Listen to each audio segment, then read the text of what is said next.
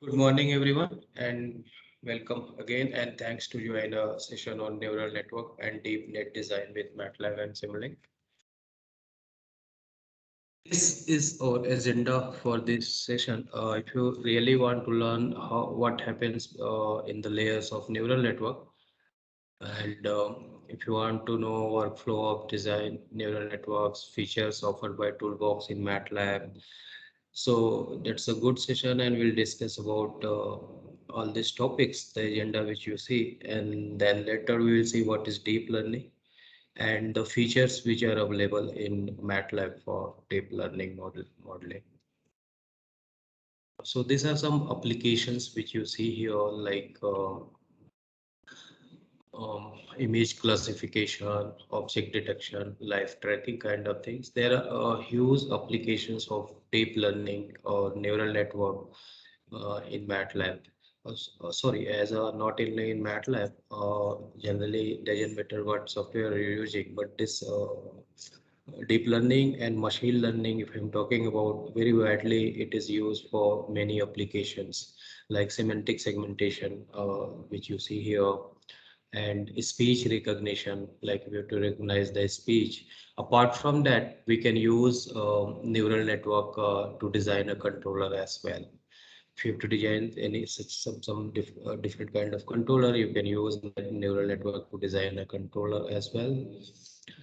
So, what is a neural network? A neural network is a computing model whose layered structure resembles the network structure of neurons in the brain. So, you may say that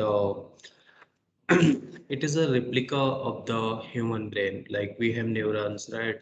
All neurons are connected with each other. They can communicate with each other, and we take some decisions also, right? For example, if I ask you to make a tea, right? So if I ask you to make a tea, you will go in the kitchen to make a tea, right? You will not go in the bathroom.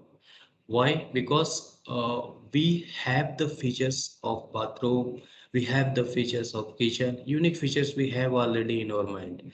And our mind activate that things. Whatever we think, whatever we want to do, mind work as an activation as well. So it will activate that, okay, I have to make a tea, then I will go in the kitchen, not in the bathroom. If I have to bath, then I will go in the bathroom, right? If I ask you to open a laptop, you are going to open a laptop, not a mobile. Why? Because the unique features are extracted. Because unique features means the features which can differentiate between bathroom, kitchen, laptop, anything, right? So same things I want that machine will do for me. So for that, we have different kind of models, different kind of algorithms to teach machine to do what humans can do or animals can do, right? For example, if I ask you to count a car, stand on the road or sit on the road and count the car for 24 hours, how many cars have passed, right? So in that case, it's not easy job for human, but we can use some kind of vision camera and it will start count, right? You can such kind of applications in lots of applications are there, like in parking area, right? Let's say there is a limit of 50 cars only. So you can use deep learning neural network to design such kind of models. Automatically, it will count how many vehicles are there in parking. Let's say that maximum limit has been reached, then you can automatically the door will be closed, right? So lots of applications are there using neural network. So three things need to know why they matter, how they work, how neural network work, why they matter we got, right? Lots of applications are there. How they work, that we will discuss, right? And neural networks in MATLAB, how we can design neural network using MATLAB. Okay. So why do neural network matter? Neural networks are especially well suited to perform pattern recognition to identify and classify objects or signals in speech, vision, and control systems. Means whatever the control signals you have, whatever the speech data you have, whatever the images you have, Neural network identify the unique pattern from there. As I told that if I ask you to make a tea, then you will go in the kitchen, not in the bathroom. The same thing this neural network will do for us. Right? It identify the unique fashion pattern, and it can classify the different classes also. Whatever the available in the data. Data can be any type. It can be a NLP data. It can be signal data. It can be control data or any kind of data. It can be, you can use that data, you can train your neural or deep learning, right? So now deep learning neural network that operate on 2 or 3 layers. If I'm talking about simple neural network, that is also called shallow neural network. So in simple neural network or shallow neural network, there will be 1, 2, or 3 layers only. That's all. 2 to 3 layers will be there. But in deep learning, there will be tens to hundreds to thousands of layers. Depends on your application that how many layers do you want and how many layers are required. That is a optimization. That is called depth of the layer. Count of layers, depth of the layers in deep learning. So in deep learning, there are tens to hundreds of layers available. But in basic neural network, there are 2 to 3 or 4 layers only. That's all. Deep learning network can have many layers, even hundreds. Both are machine techniques that learn directly from input data. So if I'm talking about machine learning means that the machine is learning from the data, not any mathematical equation, nothing. We don't require to define any equation to predict. So overall, our agenda is from data to decision, right? Like in the case of COVID, whatever happened in the past, we do analysis, right? What happened and why happened. Then based on that past data, we create such kind of models to predict that what will happen in the future. And based on that, we will take the decisions like third wave, maybe it will not come if properly it is vaccinated, right? So government is doing a good job as well. So let's say that third wave will come, then government is have to be alert that this much oxygen will be required. So how they know these things? By the analysis of data, machine by the training in the machine, and machine will let us know that what will happen in the future, right? We can't predict directly like that, right? So how do neural network work? Neural network combines several processing layers using simple elements operating in parallel and inspired by a biological nervous system like ours. Like as I told, we have activation or mind work as activation. If I have to drink water, then I will drink water, right?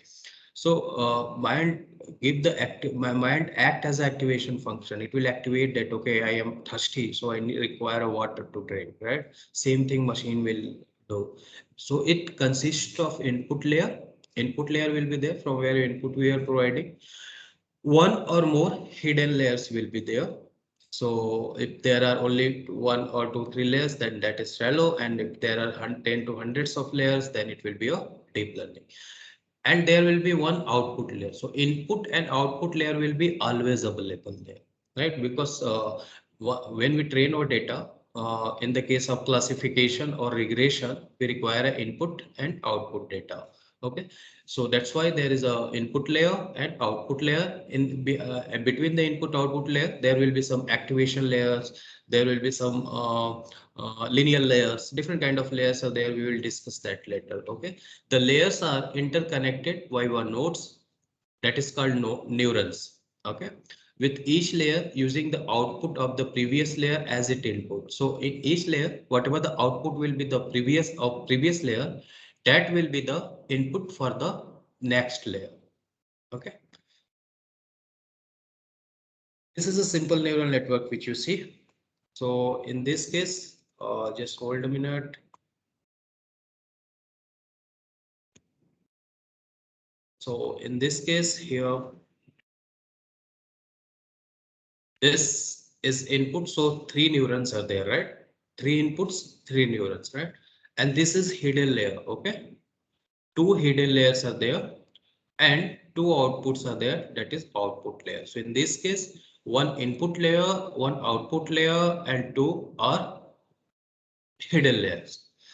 So what happens in this layer? that we are going to discuss. So in the future, if you want, you can design your neural network from scratch. Okay, so it's time to dig deeper and let's see that let's discuss about the layers and activation layers which I was talking about before, right? So this is a minimal example which you see a simple neural network here. Okay, just one. And okay, this is a simple neural network which you see. We have two outputs. So one input layer and one output layer we have here available, right? But this simple layer will be a linear. I will let you know that what is linear. Then you see that one activation function is added here. That is called activation function, or this is a non-linear function. So whatever the linear equation will be developed here, like you see here, x1 is there, x2 is there, some weight will be there, some bias will be there. On every neuron of hidden layer, we will get such kind of linear equation. And and this linear equation will be transformed in a non-linear form by applying the non-linear function. And why non-linear function is required? Because the data which are coming, all data are not linear, right? It can be parabolic or it can be exponential kind of things, right? So we require such kind of non-linear functions, that is also called activation functions, that is also called transfer function, that it can feed the data, it can activate the data. Okay, so simple minimal example is linear one, and we add activation function, that is the pure neural network, the neural network which we use with the non-linear functions. So here you see, let's discuss about the components which are available here. Okay, this is the layer, so this is the layer, this is the layer, this is the layer, and number of neurons in each layer, they are called units.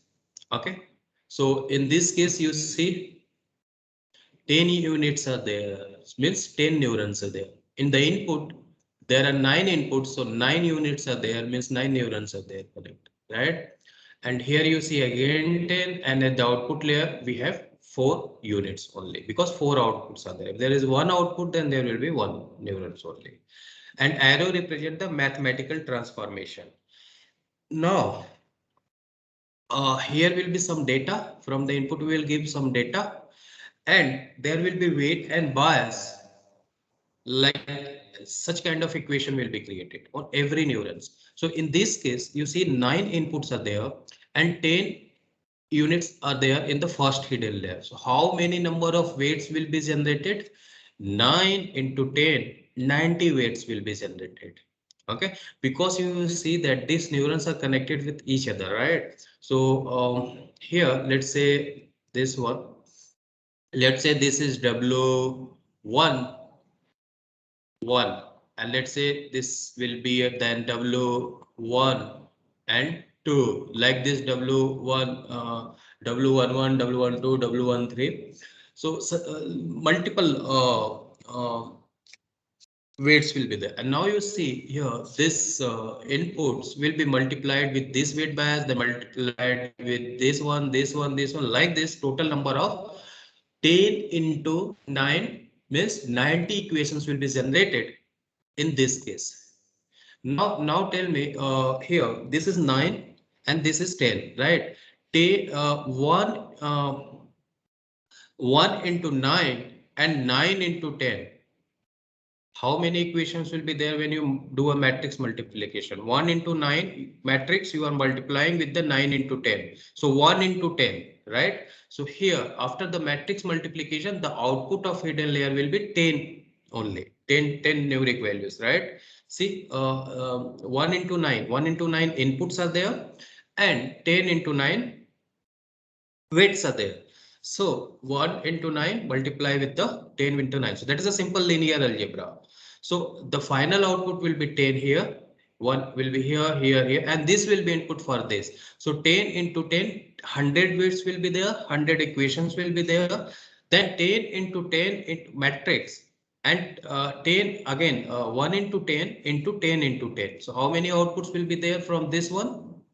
From this one, again 10 outputs will be there for the 10 points, like this. And finally, we will have a 10 into 4 matrix, right? So kindly mute yourself. Somebody have on their It's 1 to 5. Yeah. some noise are coming, so I request you please mute yourself. Check your mic. Even IIT and IIT Java को भी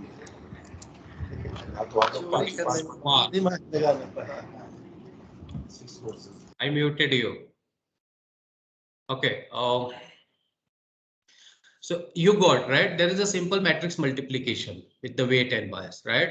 So finally, here we will have 10 outputs. This will be inputs for this, right? So 1 into 10 will be multiplied with the 10 into 4, and then 1 into 4 we will get the output, right? So 4 outputs will be there like this. Okay, so now why we need non-linearities? That's very simple. By the formula you see here, 1 into 8 inputs, 8 into 9 weights here. So after multiplication, we will get a matrix of 1 into 9, right? Because number of columns of the first matrix have to be equal to the number of rows of the second matrix, right? And in this case, let's say weight is H, then H into W2. So 1 into 9, 9 into 4, we will get 1 into 4 outputs, and final outputs will be 1 into 4. So if I am not introducing the non-linear, then what will happen? In this case, output will be X into omega 1, let's say for the first weight. And then in this case, Y is equal to H into W2. And right. And when you substitute this H here, so it will become W1 into W2 and 8 into 9, 9 into 4. Again, it will become 8 into 4, right? So overall, after using linear here, X into Wn for this input layer, hidden layer, and final output Y is equal to H into W2 for this one. Okay. But once we substitute this value, again we are getting the linear, right? Two consecutive linear transformations are equivalent to a single one. So why we will use the multiple layer if I am getting the final result as a linear and my data is, let's say, non-linear. So we will not get the high accuracy. That's why after every linear equation, here we introduce non-linear function that is called activation to transform that linear things in the non-linear graph, you may say, right here, and will be added activation function. And here after every layer there will be the activation function. So if I so what it means, this with 3 layers will be equivalent to the 2-1 if it is the linear case, right? So in this case, now let's discuss about activation functions. Okay, let's say it is a winter season and at night temperature is little bit high, so you don't require a blanket, right? But once the time will increases, temperature will start decreases, I will feel the cold, then my mind will be activated, I need a blanket, right?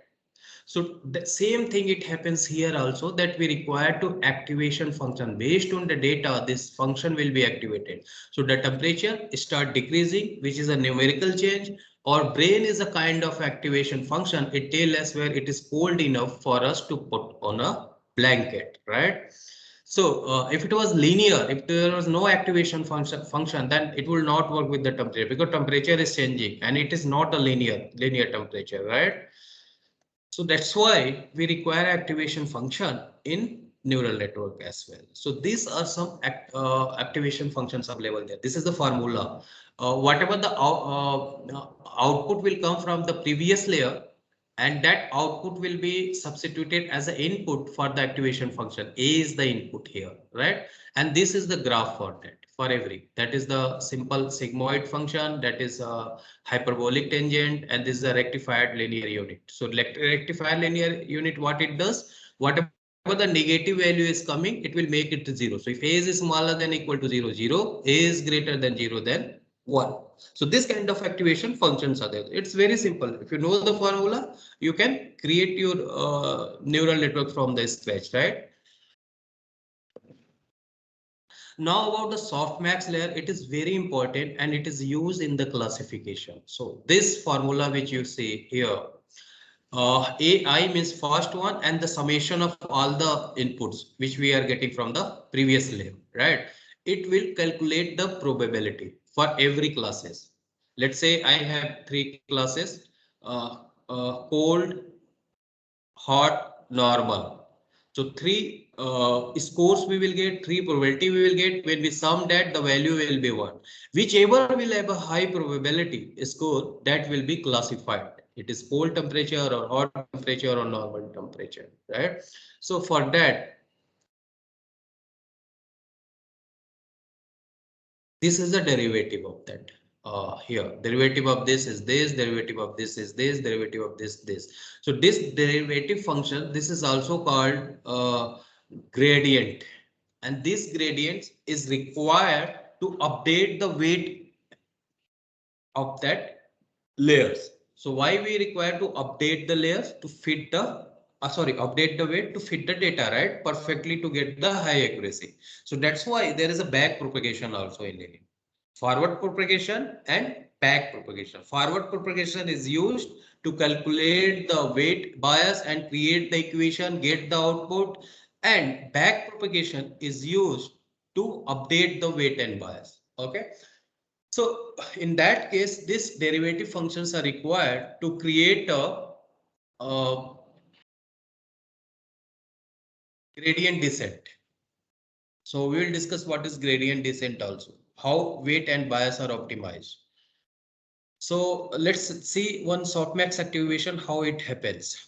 In this case, let's say that I have to classify if it is a cat or cow or dog. So these are the scores, right? Here which you see, right? 0.7 is the highest score and the class is dog. So it will be, this image will be classified as a dog, right? How this formula will have, how we will calculate this value here, see. Let's say that here three inputs, three outputs we got from this layer. That is minus 0.21, 0.47 and 1.72 from this hidden layer. Three output will be there. And these outputs one by one, we will substitute in the equation in the softmax layer. So you know this is the equation, right? Now, after substituting, what we will get? 0.1, 0.2 and 0.7. And we can say that the third class is dog. The probability of dog is more than cat and cow. So the class will be dog. The softmax layer, softmax activation is used like this. So there are many activations there, which we saw in the previous slide, right? So softmax is used for the classification purpose. So in every classification which you see, softmax is used there. Okay, now about back propagation.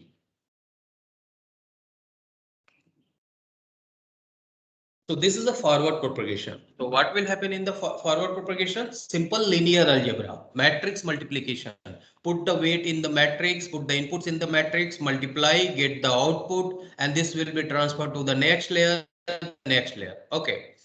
What happens in the forward propagation? Forward propagation is the process of pushing inputs through the net at the end of each epoch. The obtained outputs are compared to the targets to form the errors. See, the data which we will have the input, we will have the output, and we are training that to create a predictive model. So once we will give the new data, it will be able to predict the output, right? So we have the original output here also as a target. Whatever the output will come from here, it will compare with the original output. Means one will be from this mathematical equation after linear algebra, applying this matrix multiplication and everything. That will be subtracted from the original output and we will get the error. So this is the work of forward propagation. That's all. Now to optimize the weight. there will be a back propagation. Back propagation of errors is an algorithm for neural network using gradient descent. So later we will design the gradient descent. Gradient descent is used to minimize the loss and to estimate the weight of that, weight and bias. So how the find out the minimum value? I hope that you have studied calculus, right? You take the gradient of that, means first order differential equation, then you put it 0, then you calculate the value of x, whatever the variable is there, then again you differentiate, put it negative, positive, you calculate, then you find out there is a minimum or maximum, right? So in this case, there will be one loss function. Loss function will be sum of square error, L2 now. There are different kind of loss functions. Absolute error also you can take, right? So back propagation of errors is an algorithm for neural network using gradient descent. Gradient descent will be used in the back propagation to optimize the weight and bias, and we have to minimize the loss function. Loss function is nothing, it is just a error, right? It consists of calculating the contribution of each parameter to the errors. We back propagate the errors through the net and update the parameters. Parameters are what? Weight and bias. Weight and bias are parameters. And there are hyperparameters. Hyperparameters are what? This depth of the layer, depth of the layer, and width of the layer, every layer. So that is the hyperparameters. Parameters are weight and bias, which we are estimating. And to estimate the weight and bias proper, we are using hyperparameters like depth is there, like initial learning rate is also there. We will discuss about initial learning rate as well, right? So these are the hyperparameters we require to optimize that to get the high accuracy. Okay. So once it is back propagated, it will looks like this. Let's say that I have to optimize the weight, and here is the nonlinear functions, and there is the formula for this one. This is the formula for the, sorry. This is the formula here. So this is the formula for this. In this case, if I have to calculate the weight, this weight W1112 and 22 in this case, right? So like this, it happens. If number of layers will increase, then this equation will be more complex. And here delta is the error here, and this is the weight, okay?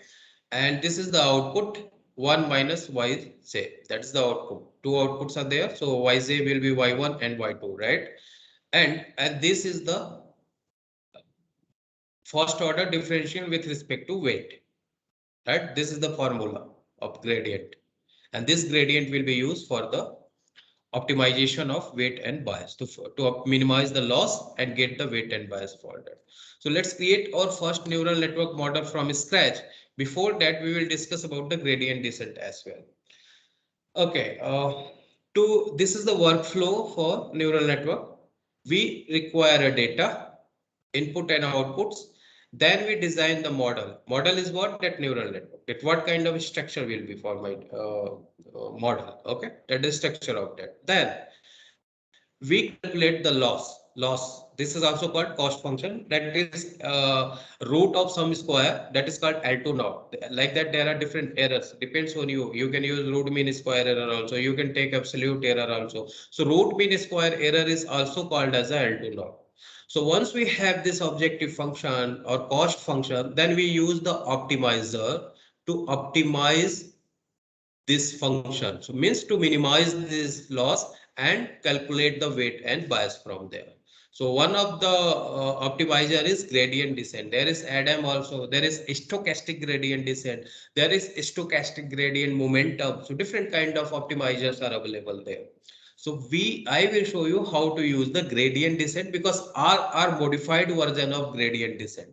If I'm talking about Adam, if I'm talking about stochastic gradient descent, if I'm talking about stochastic gradient momentum, that all are modified version of the gradient descent right now, which I am talking about. Okay, this is the workflow.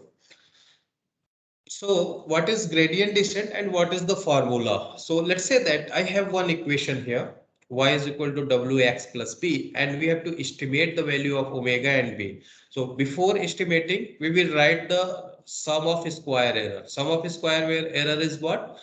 predicted output from the model, the output which is coming, subtract the original output and take the square and sum it. We have to minimize this function. And the update rule is this: xi minus eta is the initial learning rate here. Okay, that is very important. Initial learning rate has to be neither very low or nor very high. I will tell you why. Okay, and this is the first order differential equation of this error, right? And you see next output is dependent on the present output. So xi can be weight, xi can be b. So once we have to differentiate with respect to weight, and then we have to differentiate with respect to bias.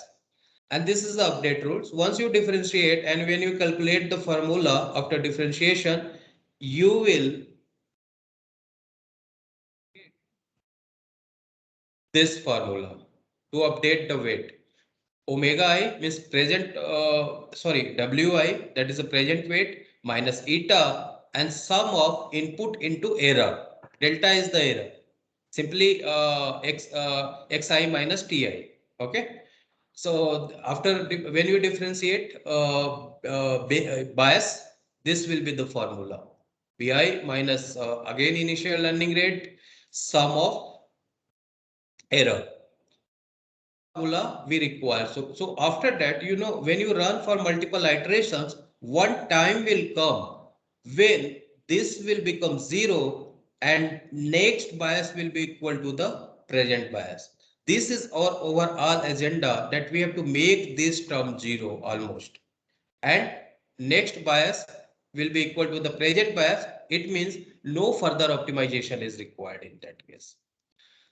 Same for the estimation of weight also. Next weight will be equal to the present weight, and our overall agenda is the optimizer will work to make this 0, because there we have this error, and error if we make 0, then this whole term will become 0 and next weight will become equal to the present weight almost. Okay, so let me show you one how it works. I am just switching in MATLAB. About gradient descent I am going to discuss. So you can, if you know in Excel file, you can calculate in Excel file also how to use formula. So here you see, I have to minimize this function fx square plus 6s minus 5. Okay. This is the initial case for the x. Let's say that x is equal to 3 and learning rate, that is eta, which we are taking 0.01. Fine. So here you see when xi is this, when x is 3, we will substitute in the first order differential equation of this and we'll get 36. Okay, based on that, we will calculate next xi. Then this xi will be input here, then the output will be this, then this will be substituted, then we will get this, then this, and this, right, from this formula. Perfect. So you see, when you run for many iterations later, you see that x value is not changing. Means next output is equal to the previous output. And here you see that term which I was talking about, eta into error, right? That is almost 0 in this case. So this case we have to reach. We have to make it reach. So once we have that error is 0, cost function is minimized, and the next weight is equal to the present weight, next bias is equal to the present bias, then our model is perfect. So that's very important, this eta value which I am showing you here. So like this, or if I have to show you in MATLAB, so we can see like this. Just let me open that, how it works. And let's say that let me clear everything. I am just creating one cost function here. Okay. Now you see this is the loss function here, which you see. Okay, and there is a on x-axis weight and bias which we have to optimize. What we have to do, let's say that initial learning rate is very high. Okay. Initial learning is very high. That gradient which I am talking about, it will move like this, very slow. If initial learning rate is very high, then it will move faster. Sorry, it will move very fast like this. And if gradient descent is this initial learning rate is very high, then it will skip this part because we have to reach at this point to make the loss 0. It will skip and it will go here above. Then it will go in the infinity loop like this. It will switch like this and we'll never get the loss 0 and we will never get the optimized weight and bias in that case. Okay. Now, let's say that if initial learning rate is very low, in that case, it will take a lot time to reach at this point. It will learn that descent will move very slow. Descent is what? Differentiation, that is the slope of this, right? So it will reach here very slow and still it can be a reason for the overfitting, right? This is very important. So here you see same thing which I have showed you on in Excel file. Here I am showing you. Okay, so what I am doing here, you see this is the initial guess which I am taking for the X again, and I am plotting here. Where is that initial guess? Somewhere it is here, and you see here, then we are taking the gradient, that is a differentiation of that, now first order differentiation with respect to X of that Y equation. Okay, so like this, and you see this is the formula. Next, X is equal to the present X minus learning rate into gradient of that, right? So I am just plotting that this one, and you see that this is the second one. So like this, we can run for multiple iterations. Let's say I'm going to run to 50 iterations and I'm displaying that descent, gradient descent. Okay, so you see here that it reaches somewhere here, right? And this is the loss, means that sum of square error or target minus output, and you see that this is decreasing, right? Now let's say if I increase the initial learning rate, let's say I'm going to make it 7. Before it was 0.02, right? Now you see what will happen when I run this, and you see this losses is increasing here after every iteration. So that's why it's very important to choose the initial learning rate, and we require to optimize that. Meanwhile, any question, please ask. From your side, if you want to ask something. Any question about gradient descent? So in MATLAB, you don't have to do these things. I will let you know how easily you can design the neural network in MATLAB. Okay. So this is the how gradient descent work. I'm switching here. So now how multiplication happens in every layer. Okay, simply this is a linear algebra. If I have single input, single output, simply we can write the value of that, we can calculate like this on every neurons, right? Or we can have like this also, again single input, single output with multiple samples, right? So we can transform that in a formula like this, right? Number of columns of first matrix is equal to the number of rows of second matrix, and we can calculate that, right? We'll get one equation.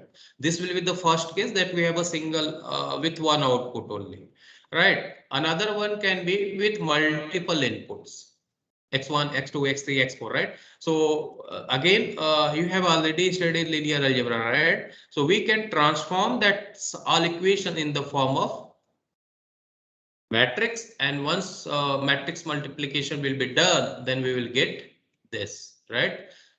Or another situation can be multiple outputs and multiple inputs.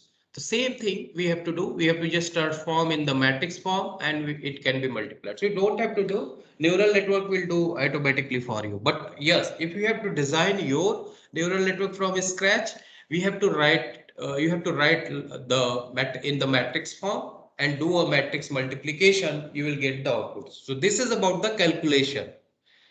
Perfect. So let's create one model here from scratch. So see what I am doing. First, I am going to do a test on the simple neural network using gradient descent method. So in my case, observations are 1000, means 1000 samples I am going to take. And this is a seed, random number generator. Because here I am generating the random number. I don't want that sequence will be changed by random number. That's why we are just giving the RNG default, this RNG 200. So if I run multiple times, same random number sequence will be generated. It will be not changed. Okay. So first of all, I am going to generate randomly two inputs, X and Y.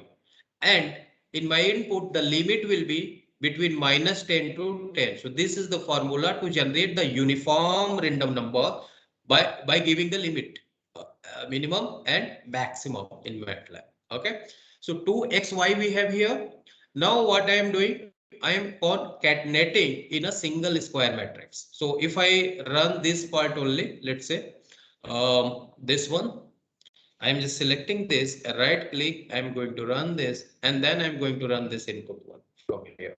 So if I switch in MATLAB and you see that in inputs, we have two rows. First is X and second is Y. This is my inputs.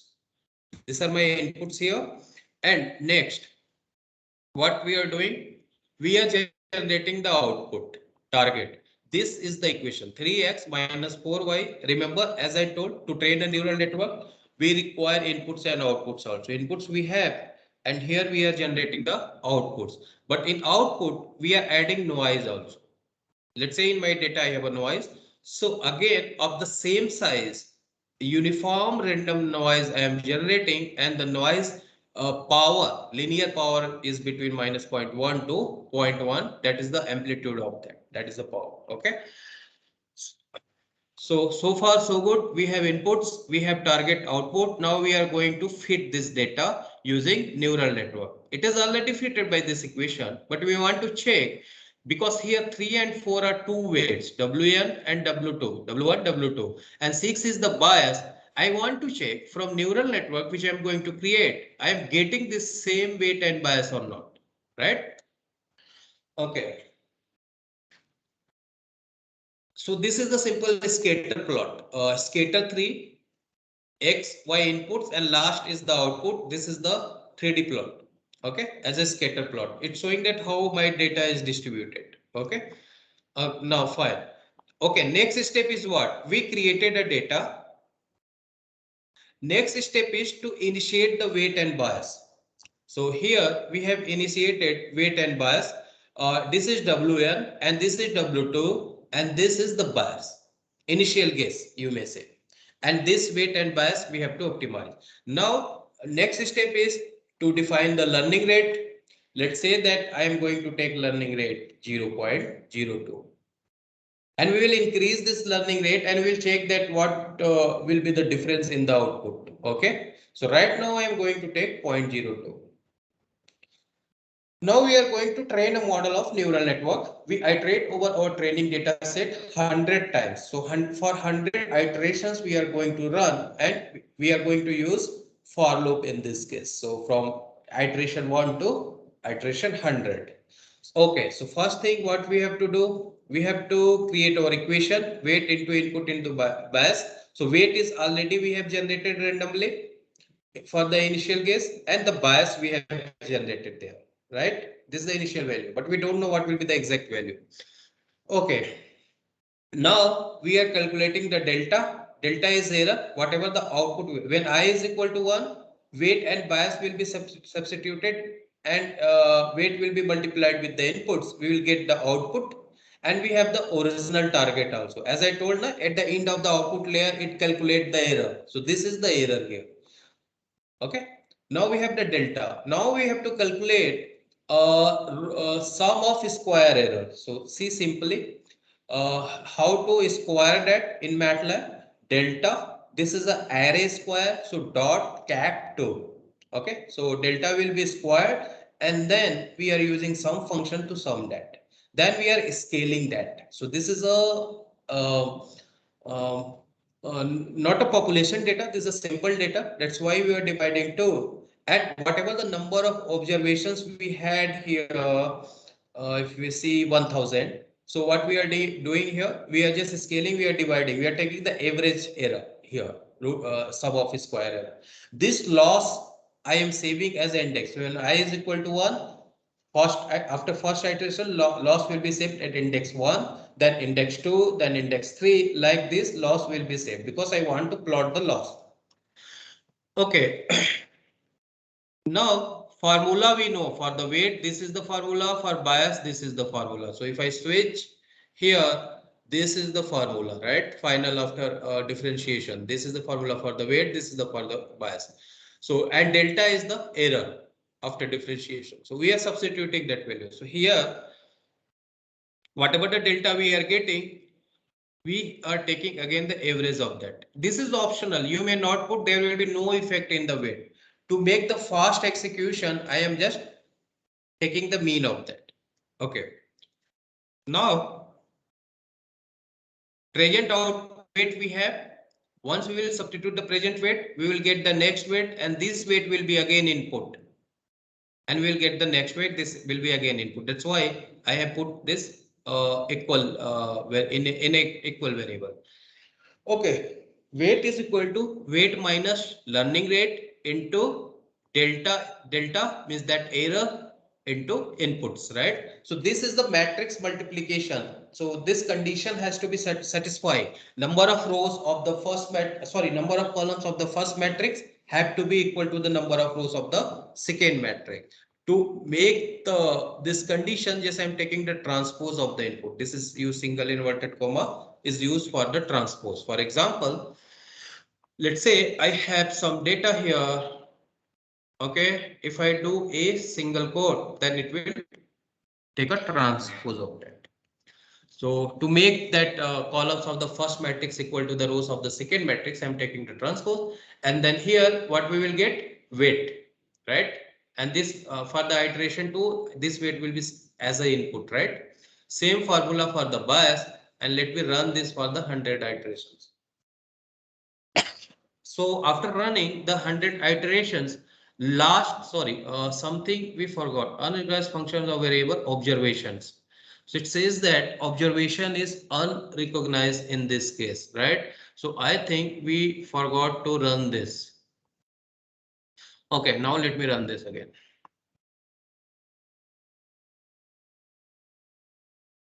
Something is missing, just wait a minute. Okay, you see that everything is removed from the workspace. The variable which we have defined by mistake, we have deleted that. That's why we are getting the error. So I'm going to run this section from here, run and advance. So I'm going to reset that position. Okay, we have initiated, then learning rate. Now we are going to run this.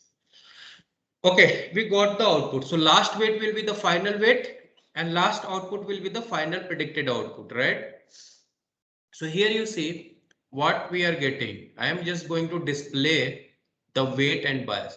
You see here what weight we are getting, 3 W1 and minus 3.9, that is almost 4, and the bias is 5.2. And let's check from the equation, do we have the same? And this is the equation, you see W1, that is the first weight, that is 3, and second weight minus 4, and the bias is 6, but we are getting 5.2, that is almost equal to 6 because here noise is added, right?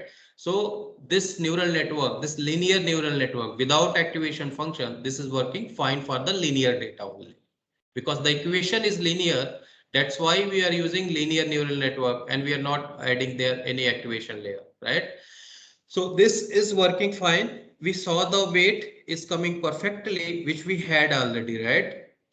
Now I am going to plot here target output with target. So if output means that a simulated one from the neural network and the target, which is the original one.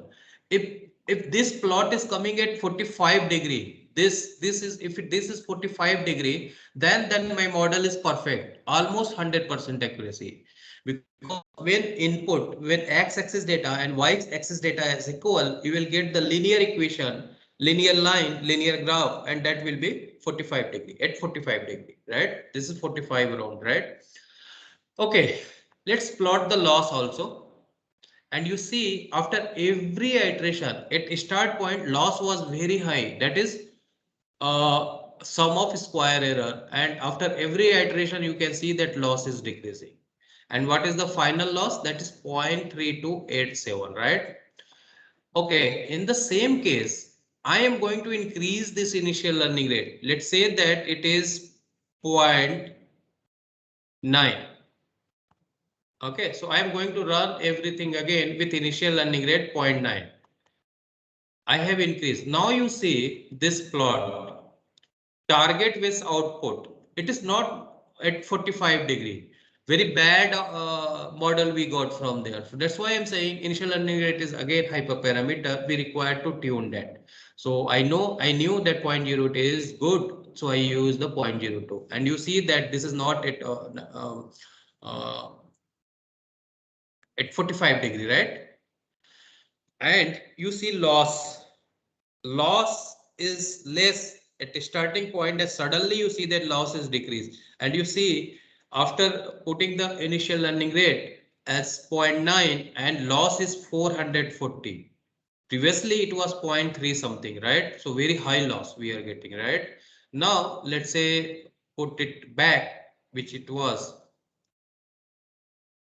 0.02, and let's run this again. So you can play with this initial learning rate, you can increase or decrease, you can increase the number of observations and decrease, and you can check. So this is our first linear neural network, how to design from the scratch. Right now, if you have any question, just kindly ask me. Any question from your side? And this thing which I am showing you, if you are working on data science, let's say if you want a job in data science, this kind of questions will be asked in the interview, that what is activation functions, what is initial learning rate, what is hyperparameter, this kind of questions they will ask you in the interview. And there is huge scope in the data science right now. So if you have any question, you can ask me, otherwise we will switch for the next.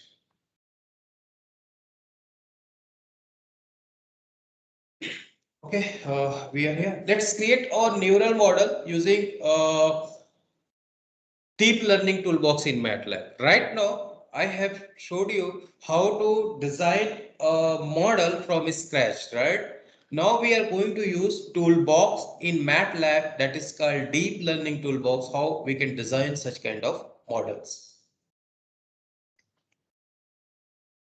So here in MATLAB and Deep Learning Toolbox provide command line functions and apps for creating, training and simulating the shallow neural network or deep learning. For the deep learning also, for the shallow neural network, we have apps available.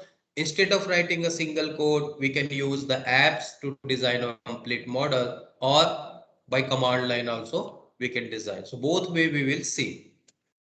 The apps make it easy to develop neural networks for the tasks such as classification, regression, or forecasting also, time series regression. Or you can do a clustering also. If you don't have output, you can use clustering to cluster your data in a different groups. Okay, so once we use the app, we can generate the MATLAB code also. Why MATLAB code is important? For the automation purpose, right? Or let's say that I want to deploy in a hardware, or I want to generate the embedded code for that. So use the app, generate the MATLAB code, then for the you may generate the library for other languages, you can generate the Python packages, you can generate you can deploy in a hardware as well. Depends on you. Okay.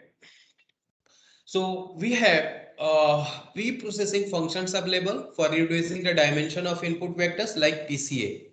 So if I want to check what is PCA, just simply in MATLAB doc space and the function name, I will get the PCA is used to remove the redundant features and to minimize the features, means to not maximize, to minimize the features. So principal component analysis, what it will do, whatever the data we have, whatever the predictors we have, it will transform in a different domain and will get the score, and based on the score we can remove other features.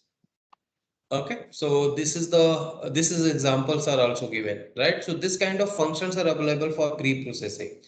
Scaling is very important. Let's say that you have two inputs. one input range is between 1000 to 5000 and another input range between 0 to 1 only. So 0 to 1 range will be negligible if you compare with the 2000 to 5000 data. So in that case, we require to scale our data. Scaling is what? What kind of scaling is simply take the mean of that, subtract the mean value from the data and divide by the standard deviation. Then we'll get the value between -1 to 1. If there is a variance is very high, means if one input is very high, one predictor and one is very low, then we require to scale that. Okay. And we can improve the network also, and we can check the overfitting also. We will discuss what is overfitting when I show you a model. So in overfitting, basically my training accuracy will be high, but validation accuracy will be low. Underfitting, training accuracy will be low, but validation accuracy will be high. So that is reason of underfitting. Okay. To overcome of overfitting and underfitting, we can use the different kind of solvers.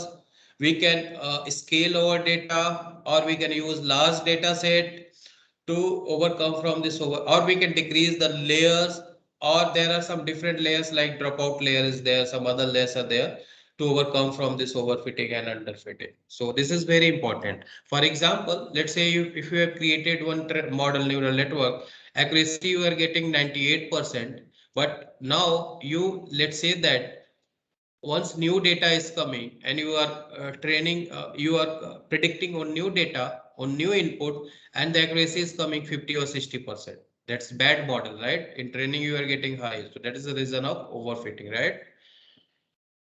So, so there are two solutions available in MATLAB. A regularization we can do. We can modify the network performance function, the measure of error, that is training process minimized in that case. Another is early stopping. Early stopping means there we can provide the validation data set. So after every epoch, the validation data set will be used to validate that and calculate the accuracy.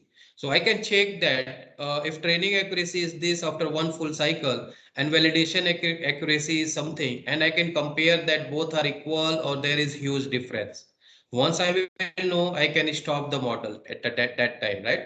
Epochs in this case I am talking number of full cycles, number of one iterations. You may say one epoch, one full cycle, right? So let's see one example here of by command line. First of all, we will see one example I'm going to take, that is cancer detection. Okay. So data you will have in your Excel file or in any other file. It can be text file, it can be images or any kind of data. So in MATLAB, there is the import tool here available. So we can use this import tool. Let's say I have data in CSV file and I'm going to import in MATLAB.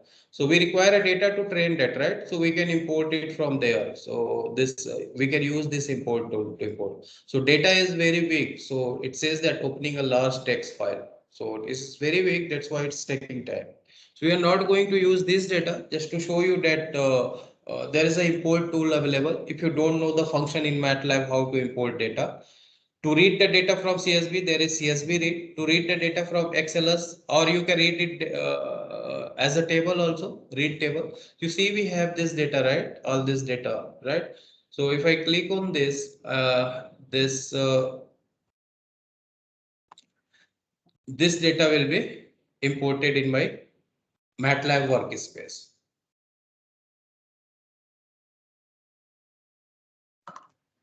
So you see here 28,000 rows are there and 784 columns are there, right? That's very big data.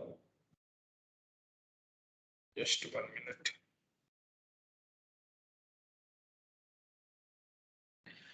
Okay, I am going to close this, and you see that we have this data here available, right? So this way we can import data. I am going to use different data symbol for the cancer detection. Okay, so simply I am going to load that data which I have. So total we have 260 samples with 1000 rows. means 1000 sorry 100 rows. So 100 is what features and 216 samples we have right now. So let me show you that data which we have. First of all, I'm going to talk about inputs.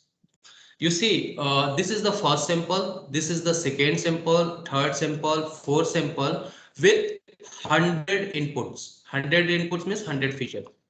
Like this, we have total 216 samples available.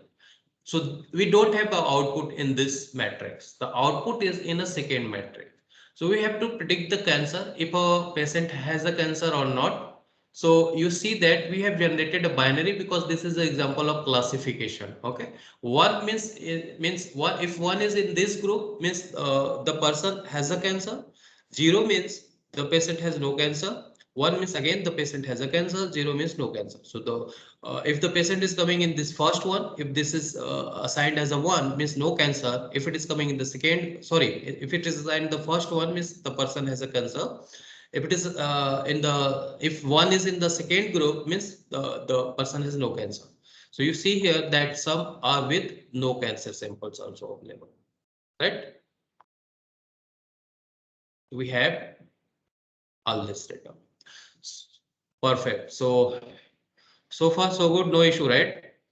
So this, total samples we have 216. So total outputs also we have 216.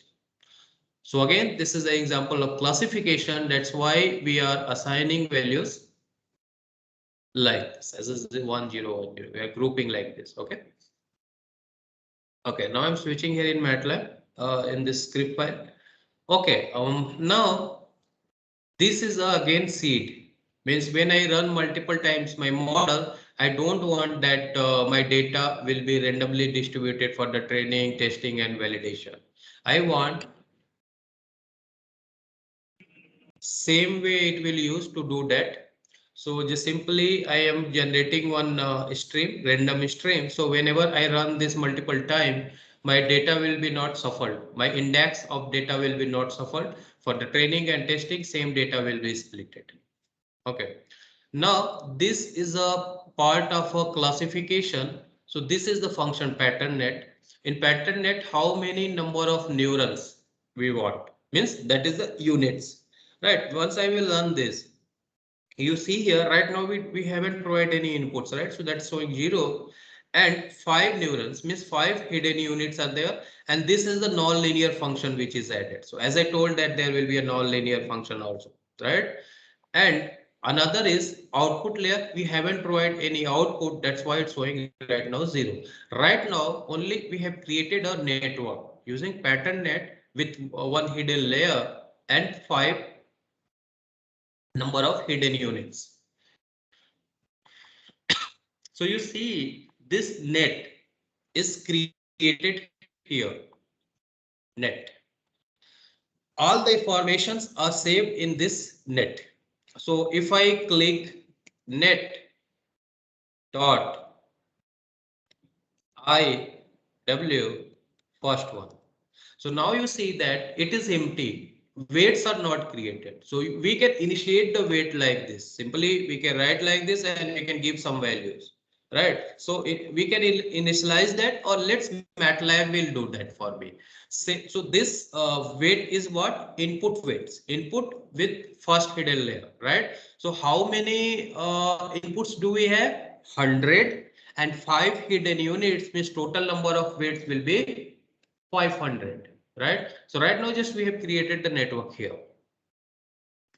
Okay, now we are going to train. So automatically weight and bias will be initialized in this case. So we give the command train, and this is the network. X is features, the matrix, and T is the target, that is the output. Okay, so once I will run this, my model will be created.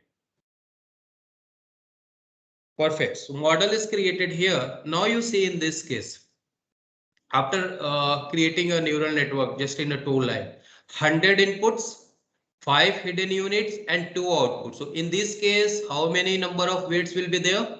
Between input and hidden, 500, right? Between hidden to output, 5 to 10, 10 weights will be there. So let's check. So now the model is net again, right? This is the model. Now net dot IW cost. Now you see these are the weights, optimized weights. So if I give this command force answer, you see that how many number of weights are there between input and hidden layer. 5 into 100 means total 500 weights are generated. And you see how quickly these are optimized. Of course, there is gradient descent is used, some kind of optimization, back propagations are used, right? Same, I want to check weight between hidden and output. So it will be again in the net. It will be saved here in LW. Okay, so again net dot LW 2 index at index number 2, and you see we have 2 into 5, so total 10 weights are there. So now you see this model is created. Once we give the input, it will choose this weight and bias, it will be multiplied and it will give you the output like equation, mathematical, simple mathematical equation, right? I want to check the layers, net dot layers. There is one hidden layer, right? Remember? So you see how many dimension, that is the width, that is how many number of neurons are there, what kind of function is used, that's non-linear function, tan sigmoidal function is there, right? So this function is, that is a non-linear function which we are discussing about. So we can change this functions also if you want, right? Perfect. And finally we are going to plot the performance and we can check from here as well. Once we train that, if I click on the performance, we can check the performance also. You see here, as I told that training and validation, both are going together in this case. And at epoch number 33, this after 33 run, I am getting the good accuracy. After that, it start increasing or decreasing. Means this is a perfect, neither overfitting nor underfitting, you may say. So this way training, validation and testing, and this is the best one. That's why we use the validation data to check it is either it is overfitting or underfitting, right? This is the performance of that. Now, error histogram. So these are the metrics which we are saying here. So in interview, interviewer will ask that what is the metrics, what kind of metrics you are using that to check the accuracy of your system. You see that on y-axis we have instances, on x-axis we have targets minus output, that is error. So if maximum number of instances is coming at zero error, then this is a perfect model. So this orange color which you see, that is a zero error. So training, validation, testing instances are coming at zero error, means my model is good. Another matrix is confusion chart. So here you see the output. This is the training confusion matrix, validation, testing, and this is for whole data.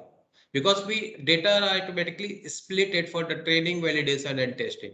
So what this confusion chart means, you see here on x-axis we have target, on y-axis we have output. This is the predicted one and this is the original output.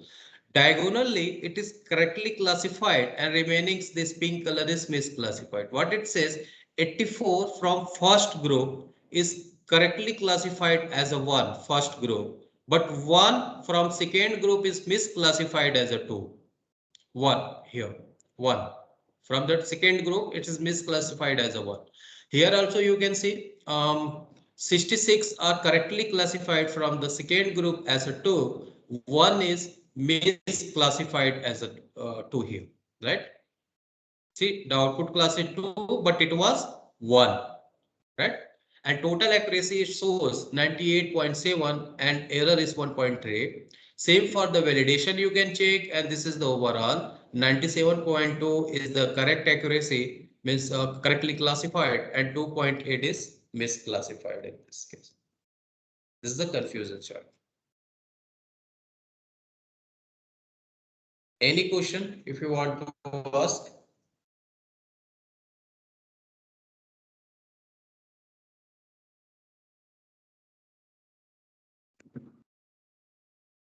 So that's perfect.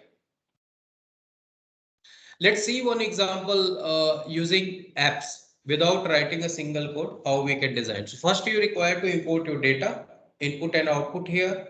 If required, do some pre-processings also. Okay, so what I am going to do, I am going in app, and this is a part of a machine and deep learning. There you see there is a clustering. If you want to cluster your data, you can use this app. If you want to fit your data, you can use this app.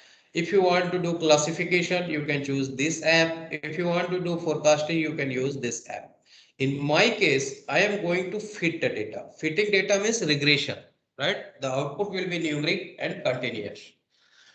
Okay, so I'm going to do next. So I require to give the inputs. If I have input in my workspace, I can choose here, and the target I can choose here. If matrix columns dimension is there, matrix rows, based on that you can select. So right now I don't have data here, so I'm going to use inbuilt data. Let's say body fat I am going to use. Or there is a engine data is also available if you want to use. So in engine data, we have two inputs, that is called fuel and speed. We have, right? And the output is torque and nitrous oxides. So this is the output. Okay, depends on that what kind of model are you going to train.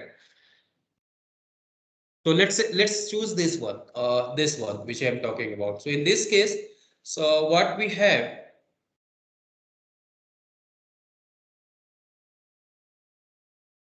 given engines, there is a engine inputs 2 into 11,099 sorry 1199 samples are there, matrix defining two attributes of a given engine activities under different conditions. Okay, so fuel rate and speed, and engine targets is 2 into 1199 matrix of two attributes to be estimated given the inputs torque and this nitrous oxide emissions we have. Okay. Uh, if I have to do command line, I can choose like this. In data set, fit with 10 neurons, then train that. That's all. Just 3 and 4 lines will get that, like we saw in the previous one, right? I am going to import this data. So here, this is what? This in this case, we have two inputs and total samples we have 1199, right? For the same inputs, we have outputs available here, right? 1199. So in this case, what we have, two inputs and two outputs. Remember, two inputs and two outputs we have in this case, right? Okay, so what are the inputs here? So inputs are already defined here, right? The inputs are fuel rate and speed. Based on that, we are predicting torque and nitrous oxide emissions. So means if fuel rate is this, if speed of the vehicle is this, then what will be the output as a torque and what is the nitrous oxide emissions from vehicle. Okay. Okay. So we will do next. And now here we split our data for the training, validation and testing. So you can choose according yours. If you have big data, you can mean lots of samples are there. You can choose 25 also, but the ideal case is 10% for the less data. But if you have a good number of data set, you can choose 20% or 15%. So 15 is also better. Okay, so 70% samples will be used for the training, 15% will be used for the validation, means to check the overfitting and underfitting, and this testing data will be used to test the data on the train model and find out the accuracy. I'm doing next. So here, how many number of hidden neurons? That is the units. So right now you see two inputs, two outputs. How many number of weights we will have? 20, right? In the first case. Then again, hidden layer with output layer, total number of weights will be 20 again, right? And the output is 2 here. So hidden neurons, we are going to take 2, sorry, 10. Default, you can increase or decrease also, and you see there are different kind of solvers available, like there is a conjugate gradient also, right? So just I'm going to choose this Merkert solver, just I'm going to train that, and I want to check the accuracy. So how to check the accuracy in this case? Plot the regression.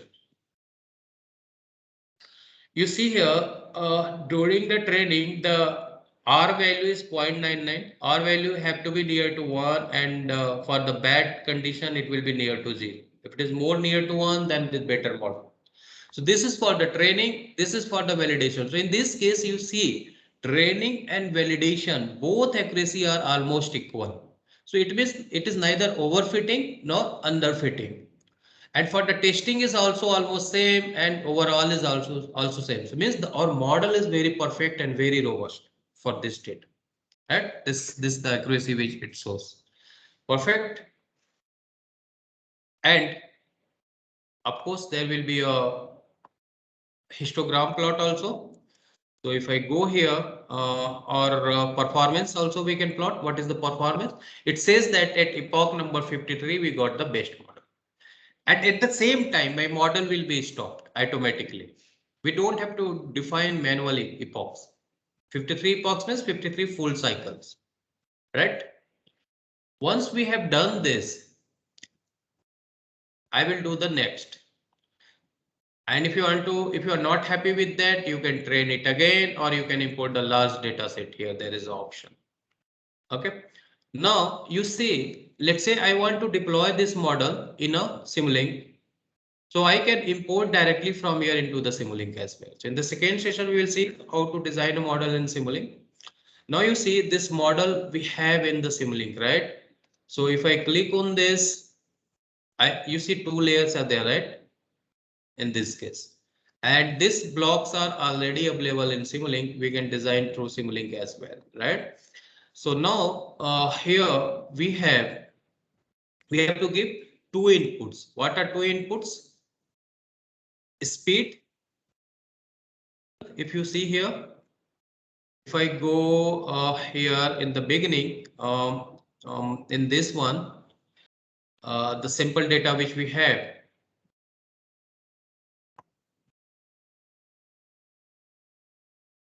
Here, right? No, not this one, sorry. That one is fitting one, okay? This one. So if I do back,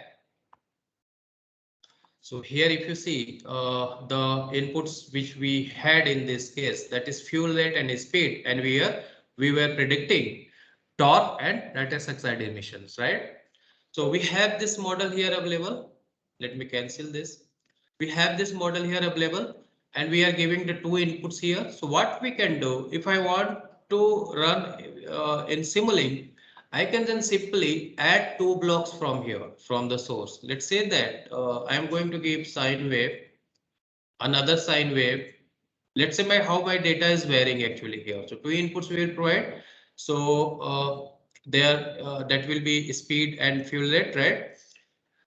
Okay, it is still adding here. So here we have how to provide the inputs here.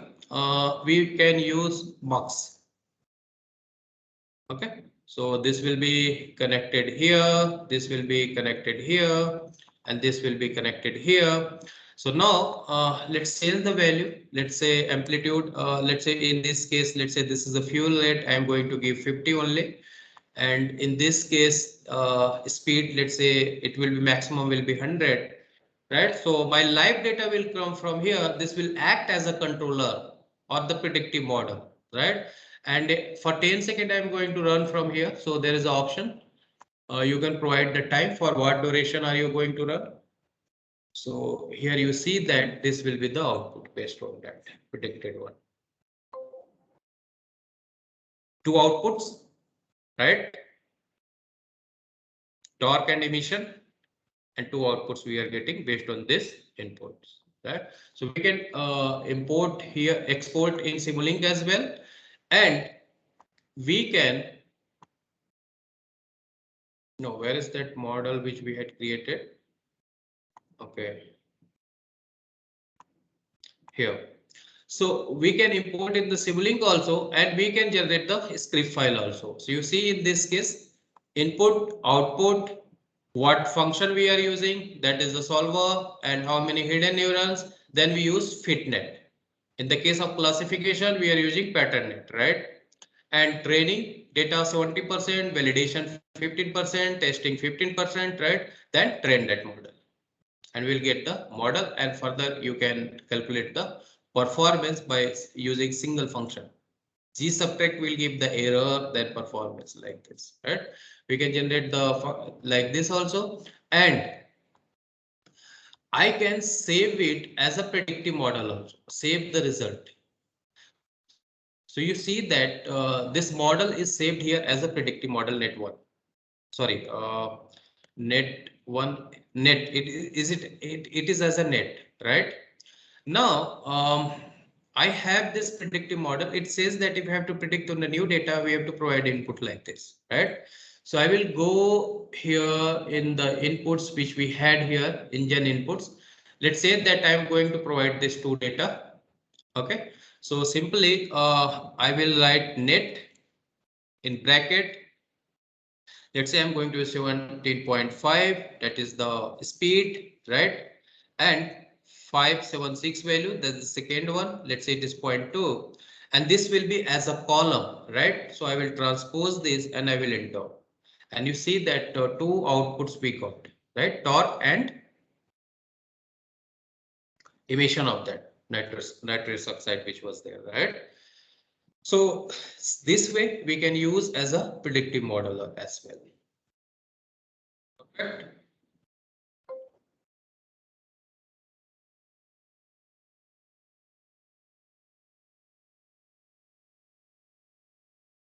So I'm going to close all this.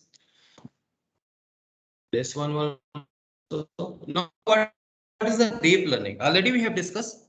Let's discuss again just a little bit. Here we were. Sorry. So deep learning is a machine learning techniques that learn features and tasks directly from data. Data can be images, text, or sound. In the shallow neural network, we cannot give image directly as a matrix. There we require to extract the unique features. Remember, I was telling you, we have to extract the features, right? To get the unique features, like I was giving you example of the kitchen and bathroom, right? So in this case, we require to extract the features and to provide the my model, and it will create a predictive model, classification model. But in the deep learning, even we don't require to extract the features. So there will be two kind of layers. One will be feature extraction and another will be used for the classification.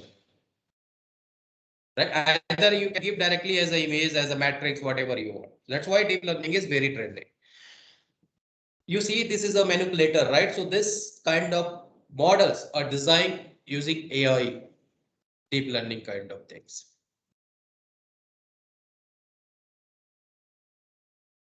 Okay, these are some applications of deep learning, like object recognition, semantic segmentation. Semantic segmentation is pixel-based segmentation, like from satellite images, if you have to classify which are the green area, which are the building area, which are the plain area, which are the forest area, right? Denoising the speech, classify the ECG signals, classify images, forecast on time series data, classify text data, or deep learning speech recognition. Huge applications are there about deep learning. So we can use deep learning. Deep learning is more better than shallow and machine learning, because here we don't require to extract the features manually. Feature will be extracted by the deep learning itself. So let me show you one deep learning inference whole line of code. Just simply, I have the pre-trained model AlexNet. I'm going to read the image, then resizing the image based on the AlexNet, the images which are trained, then I'm going to classify. Okay, so just simply I'm switching here. And one example which I'm going to show you here like this. So in AlexNet, there are 25 layers. You see that is written 25 layers, right? So in AlexNet, there are 25 layers. 1 million images are trained with 1000 classes. This I'm going to clear all output. I'm just going to load that. So layer 1 is the input layer. So it will take a little time to load this AlexNet, and in layer 1 is the input layer. It can tell me what is the image size during the training. In this case, 227 is the height, 227 is the width, and number of channels 3 for the red, green, and blue. We saw in the image processing yesterday, right? Okay, to read the image, to predict the image, I have used the slide, this drop down menu. So here I have written the image name, coffee mug, keyboard, laptop, computer, mouse. So this kind of sliders you can use from here. There is a numeric slider, right? So right now the image is computer mouse. So once we have this image, we are resizing the image according to the AlexNet model, right? So once we have this, then we are classifying that what is this. Right now from the OpenEye we can see, because we are human, we know the features of mouse, so we can say this is a computer mouse, right? But machine also have to know this, right? That's what we are checking. So what we are doing here, classify the AlexNet model and this image, just I am going to run this. And so you see here, I was discussing about softmax layer, remember? So you see that the softmax layer, the probability is 0.99 and other 999 classes more are there, right? So their probability is lower than even 1.1. So it is predicted as a mouse, right? So if I go here label, you see that the label output is as a mouse, right? Perfect. So same way, let's say I'm going to choose the different, let's say peacock, the first one which we saw, right? In this case, let's say it is able to, this model is able to predict that it is peacock or not. And you see that it is able to predict that this is the peacock, right? Because here, if I move the label and you see that output is as a peacock here, right? So that's a perfect model, right? And if I have to check what kind of layers are there here, so net dot layers, we will have lots of layers available there, right? And net dot layers, let's see fully connected layer 24. That's this one, right? Or let's say C23, this are layers. So you see that output is 1000 classes, and here again weight and bias are given here, right? So total 1000 classes are there in this case, right? To design such kind of models in MATLAB without writing a code, or you can use the command line also. So we have apps available like this for the deep network designing also. So we can just drag the layers from there. Once we have dragged the layers, we can import the data set within the same map, and we can train our complete model. And further, we can save it as a model, or we can generate the code as well from that. And if you have pre-trained model from some other sources, we can import in MATLAB. So we have Keras TensorFlow model importer, Caffe model importer, Open Neural Network importer, or such other kind of models. If you have, we can import in MATLAB and we can use for our data as well. So in MATLAB, we can write the MATLAB code. We can automatically generate the C++ and CUDA code, and we can deploy in a hardware as well.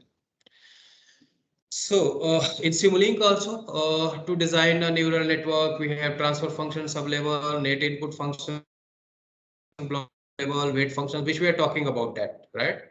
So already we have discussed, if you want to learn MATLAB, you can visit maths.com. There are 10 hours again to join this session. Now, if you have any questions, you can ask me here.